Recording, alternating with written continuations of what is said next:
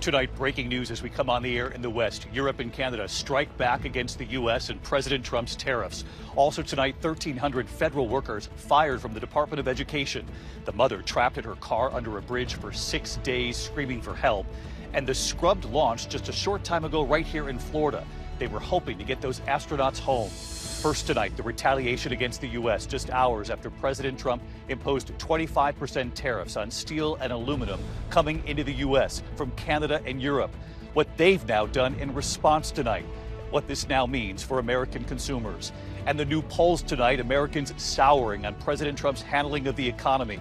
The polling worse on tariffs. Also tonight, the Trump administration gutting the Department of Education.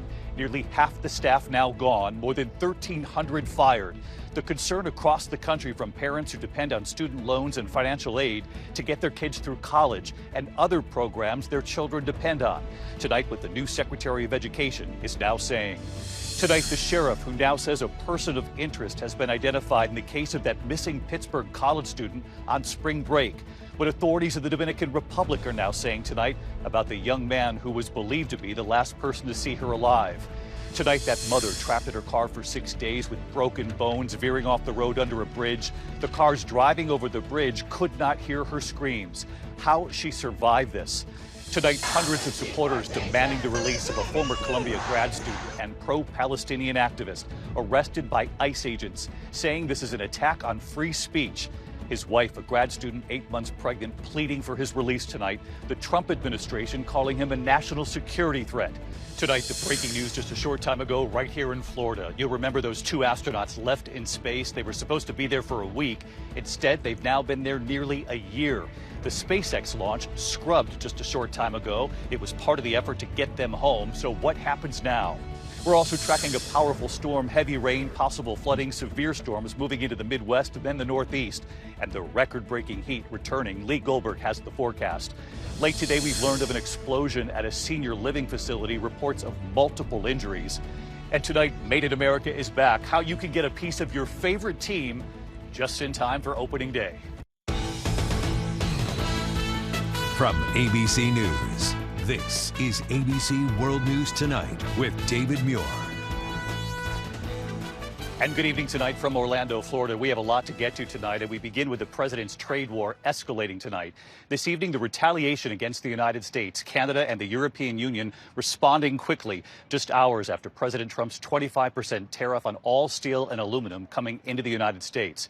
Canada, the largest supplier of steel to the U.S., slapping new tariffs on $20 billion worth of U.S. goods that are sold in Canada. And the 27 countries of the European Union imposing retaliatory tariffs on up to $28 billion worth of U.S. goods sold in Europe, including Harley-Davidson motorcycles and Kentucky bourbon. President Trump with the Irish Prime Minister visiting the White House today. The president suggesting his tariffs won't stop here, saying, of course, I'm going to respond. And tonight here, the new poll showing 56% of Americans disapprove of President Trump's handling of the economy. The number's even worse on the president's tariffs. ABC's chief White House correspondent Mary Bruce leading us off tonight.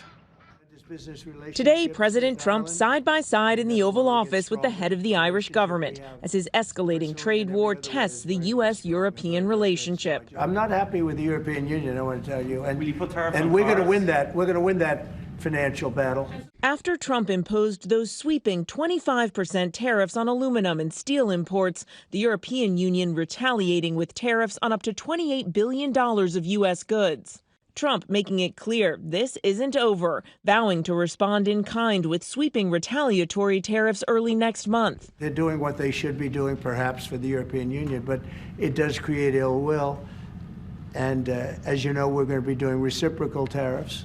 So whatever they charge us, we're charging them. Canada also striking back with new tariffs on $20 billion worth of U.S. goods, mostly steel and aluminum, but also computers and sporting goods. After weeks of whiplash, Trump threatening tariffs, imposing some and walking back others, many Americans are feeling the uncertainty. In Swisher, Iowa, distillery owner Jeff Quint says it's paralyzing. The bourbon industry is going to be collateral damage in this tariff war. I don't really think there's any way around that. And he's not alone. Tonight, the majority of Americans, 61%, now say they disapprove of how the president is handling tariffs. 56% say they disapprove of his handling of the economy overall. But the president has dismissed those concerns tonight, saying he has the right to change course. On tariffs, there's been a lot of on and off, some inconsistency. There's no inconsistency. I'm not like a block that just, I won't delay. It's called flexibility. It's not called inconsistency. It's called flexibility. Now, as the president defends his tariffs over on Capitol Hill tonight, the government is inching closer to a shutdown after Senate Democrats announced they will not support the House-passed funding bill. Now, certainly no one wants to see the government shut down, but Senate Democrats say they're concerned that the current bill would give the Trump administration too much leeway to continue overhauling the government. Instead, they're now hoping for a short-term solution, but the clock is ticking. The government set to shut down Friday at midnight. David. All right, Mary Bruce leading us off again tonight. Mary, thank you. Of course, the other major headline tonight, the massive firings at the Department of Education. More than 1,300 workers now fired. Tonight, about half of the department staff now gone. And tonight, the concern across this country from parents who count on student loans and financial aid to get their kids through college and on other programs their children depend on. Here's Rachel Scott. Tonight, the Department of Education effectively gutted, slashing nearly half its workforce. More than 1,300 workers fired. Now, Department of Education's, maybe more so than any other place, has a lot of people that can be cut. They're, number one, not showing up to work. Number two, they're not doing a good job. The Department of Education oversees federal loans and financial aid, which millions of students apply for each year to pay for college. The agency also provides funding for students with disabilities and from low-income families. New Education Secretary Linda McMahon promising those programs won't be impacted. The outward-facing programs, the grants, the appropriations that come from Congress, all of that are being met, and none of that's going to fall through the cracks. But the nation's largest teachers union says students will pay the price. It's going to have a real impact on real students, on real schools, on real families across this country.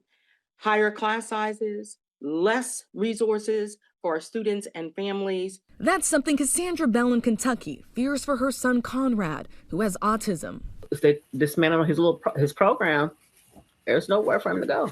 Especially these parents, we've been talking, trying to figure out, what are we going to do with our kids if this goes? We're waiting with bated breath to see what's going to happen. And amid all this concern we're now hearing tonight, Rachel, what's the administration saying? David, sources tell me the administration is currently in the process of moving some of the work under the Department of Education, like those federal student loan programs, to other agencies, including the Department of Treasury, David. All right. Our senior political correspondent, Rachel Scott, with us here tonight. Rachel, thank you. We turn now to the investigation into the disappearance of that 20-year-old Pittsburgh college student who disappeared while on spring break in the Dominican Republic. Tonight, a sheriff here in the U.S. now says a person of interest has been identified in this case. And what local authorities are now saying about the young man who was believed to be the last person to see her alive in the Dominican Republic. ABC's Ariel Reshef is there again tonight. Tonight, helicopters hovering over the water in Punta Cana as authorities search for missing 20-year-old University of Pittsburgh student Sodiksha Konanki. Authorities combing CCTV footage and interviewing staff at the Rio Republica Hotel where she and 5 friends were staying. This is the beach where Sodiksha disappeared, but just down the coastline, 3 foreign tourists died from drowning in these waters back in January. Konanki lives in Loudoun County, Virginia. The sheriff there at one point called the man who was with her the night she vanished a person of interest. But authorities in the Dominican Republic say that is not the case, and the man is cooperating with the investigation as a witness. Dominican police sources say he is not a suspect, and so far, no evidence of violence. David, at this point, there are no suspects in this case. Police say that they have spoken to Sodiksha's friends and to that man, and they continue to hunt for answers. David? Ariel Reshef reporting again tonight. Ariel, thank you. We turn now to the remarkable survival story tonight. The Indiana mother of 3 found alive after being trapped in her car for 6 days with broken bones after veering off the road and ending up under a bridge. None of the drivers overhead could hear her screams, and the one thing she did to survive this for days. Here's Stephanie Ramos. Tonight, an incredible story of survival. An Indiana woman found alive after spending nearly a week trapped inside her car, declared missing by her family. We had thought the worst. Brianna Castle, a mother of 3, was driving late at night last Wednesday when she fell asleep, her car veering off into a ditch underneath a bridge. Castle stuck inside with several broken bones. She hasn't ate for days. She could hear cars going by and screaming. Her car hidden from view, the 41-year-old unable to reach her phone. The only way she was able to survive was using her hoodie and dipping it into the water in the ditch and sucking the water. Then yesterday, after 6 days, someone nearby finally spotting the vehicle, making his way down the embankment with his supervisor, who's also a local fire chief. She was very conscious, very alert, very aware of how severe her injuries were. Castle airlifted to a Chicago hospital for treatment. Her family grateful she's alive. I'm so glad she was found alive, and I just can't wait to hug her and kiss her. Castle remains in the hospital tonight, and David, officials say she is in serious condition. David. An extraordinary story, Stephanie. Thank you. Tonight, hundreds of supporters are demanding the release of a former Columbia grad student and pro-Palestinian activist arrested by ICE agents, saying this is an attack on free speech. His American wife, 8 months pregnant, pleading for his release tonight. The Trump administration calling him a national security threat. Here's Aaron Katursky. Down with deportation! Tonight, with hundreds of protesters in New York City clamoring for the release of pro-Palestinian activist Mahmoud Khalil, a federal judge is now weighing his bid for freedom. Khalil, a former Columbia grad student, was the lead negotiator during demonstrations that took over the campus last spring. He's a green card holder with no criminal record, but his lawyer says federal immigration agents identified, targeted, and detained Khalil simply because he advocated for Palestinians. This is an American, this is a U.S. person. He's a lawful permanent resident who's been separated from his family. The Trump administration argues it has the right to deport Khalil, calling him a national security threat. This is not about free speech. This is about people that don't have a right to be in the United States to begin with. When you go to a college campus, you incite protesting and locking down, taking over buildings and damaging property and handing out leaflets for Hamas, who is a terrorist organization. Coming to this country either on a visa or becoming a resident alien is a great privilege. But there are rules associated with that. Khalil's wife, who's 8 months pregnant, was in the front row at the hearing today, her lawyer reading a statement. It's shameful that the United States government continues to hold him because he stood for the rights and lives of his people. I demand his immediate release and return to our family. His lawyers say they've been unable to even talk to Khalil privately since his arrest. David, the judge said they must be allowed a phone call tonight, but for the foreseeable future, Khalil will remain in custody at an ICE detention facility in Louisiana. David? Our chief investigative correspondent, Aaron Katursky, with us tonight. Aaron, thank you. We turn next tonight to the launch that was scrubbed just a short time ago right here in Florida. It was all part of the effort to get to those 2 astronauts left in space on the International Space Station. You'll remember they were sent on that 8-day mission, but they've now been in space for nearly a year. So what happens now? ABC's Faith Abubey at Cape Canaveral right here in Florida tonight. Tonight, just minutes before launch, SpaceX scrapping a mission that was intended to help bring home 2 astronauts left in space for 9 months after their 8-day mission was unexpectedly extended. Unfortunately, we're not going today. SpaceX citing a hydraulic issue. On Tuesday, the astronauts are discussing the long-awaited return home. The prime moment is when those parachutes open. When you return to Earth and your parachutes open, that is a great feeling. The 4 crew members were in the capsule ready to go. Their mission was to replace the current team, including astronaut Sonny Williams and Butch Wilmore, who arrived to the International Space Station on Boeing's Starliner spacecraft back in June, marking its first crew test flight. But their 8-day mission in space stretching to nearly a year after NASA and Boeing brought the Starliner back to Earth without the 2 astronauts due to technical issues. And despite the disappointment tonight, David, SpaceX is hoping to have the capsule back in orbit as soon as possible. Their next opportunity is tomorrow evening if they can fix the hydraulic issue and the weather cooperates. David. Faith Abubey at the Kennedy Space Center right here in Florida. Faith, thank you. Tonight, 24 hours after Ukraine agreed to that U.S. plan for a 30-day ceasefire with Russia, President Trump now with a warning for Russia if they don't sign on, saying he could do things financially that would be, quote, devastating for Russia.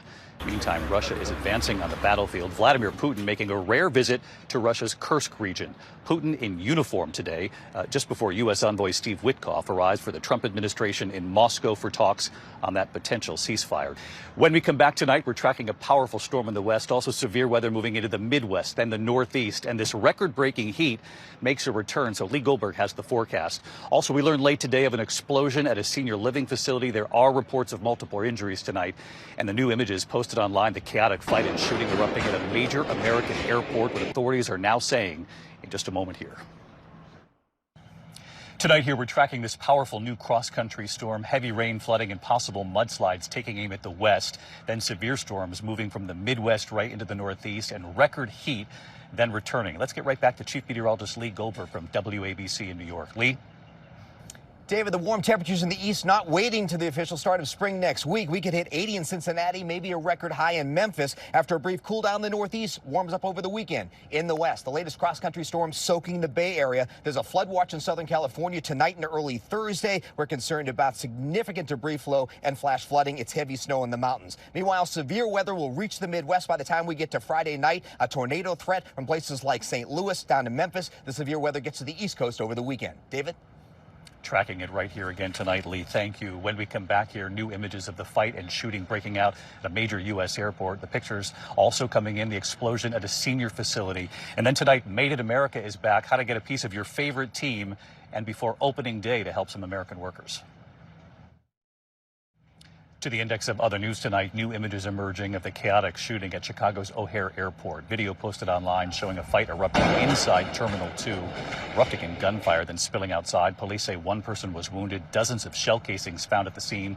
The victim is in stable condition tonight. No arrests have been made. Tonight in Denver, firefighters responding to reports of an explosion and fire at an assisted living facility. Authorities say that explosion happening inside the building. At least 8 people hospitalized. 87 residents were forced out, many in wheelchairs. There was also a transformer fire right near that facility. The cause of the explosion and that fire are both under investigation. When we come back here tonight, Made in America is back. And what do they do with all those Major League Baseball bats? How to get a piece of your favorite team before opening day in a moment.